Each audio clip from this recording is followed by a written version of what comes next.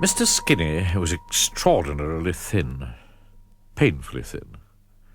If he turned sideways, you could hardly see him at all. And what made it even worse was that he lived in a place called Fatland. Yes, Fatland. As you can very well imagine, everything and everybody in Fatland was as fat as it could be. Not stout, fat. Fatland dogs were extremely fat. Fatland worms were extraordinarily fat. Fatland birds were exceedingly fat. And you should see a Fatland elephant. And there, in the middle of all this fatness, lived Mr. Skinny, in the thinnest house you've ever seen. Poor Mr. Skinny, he didn't like being so different from everything and everybody. But there wasn't very much he could do about it. You see, he had hardly any appetite at all. A Mr. Skinny meal was a very meagre affair. Do you know what he had for breakfast? 1 cornflake. And for lunch, 1 baked bean. And for tea, nothing. And for supper, the world's smallest sausage. After that, he felt so full he went straight to bed. In his long, thin bed, in his long, thin bedroom, in his long, thin house in Fatland. Oh, I do wish I could do something about my appetite, he sighed to himself, just before he went to sleep. I think, he thought, that I'd better go and see the doctor about it. And he went to sleep. The following morning was lovely. A large, fat sun shone down on the fat green trees and the fat yellow flowers.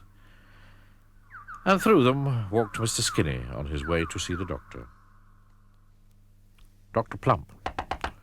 Come in, he wheezed as Mr. Skinny knocked at his door. Sit down, he wheezed as Mr. Skinny entered. And what, he wheezed, putting his plump fingers together, seems to be the trouble? It's my appetite, explained Mr. Skinny. I'd like to be able to eat more so that I could put on a little weight. Yes, you are rather, how shall I put it, thin, wheezed the doctor, looking at him over his glasses. I know, he continued. Let's start the treatment right now. He licked his lips. This very moment, he added. And he opened a drawer in his desk and took out an enormous cream cake. He put it on the desk in front of him. And opened another drawer, took out 6 doughnuts, and put them on the desk in front of him. And opened another drawer, took out 12 currant buns, and put them on the desk in front of him. 11s, he explained. But it's only 10 o'clock, said Mr. Skinny. Who's counting? Wheezed Dr. Plump. Chuck in. And without further ado, he and Mr. Skinny ate the lot. Mr. Skinny ate a dab of cream, a doughnut crumb, and 1 currant. Dr. Plump ate the rest. Wheezed Dr. Plump, popping the last currant bun into his mouth and looking at Mr. Skinny. I see what you mean about your appetite, he said. He thought for a moment. Only one thing for it, he wheezed. This calls for drastic measures.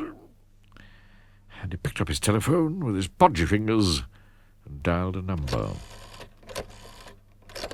100 miles away, the telephone rang. Prr, prr, prr, prr, prr, prr. Hello? Said a voice. Do you know whose voice it was?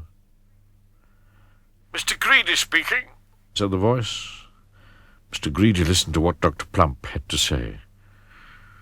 You'd like a Mr. Skinny to come to stay? He said. build up his appetite?" he added. "Delighted," he agreed. And so Mr. Skinny went to stay with Mr. Greedy. He stayed for a month, and during that time Mr. Greedy did manage to increase Mr. Skinny's appetite. And so at the end of the month Mr. Skinny returned home. Happy. With a tummy.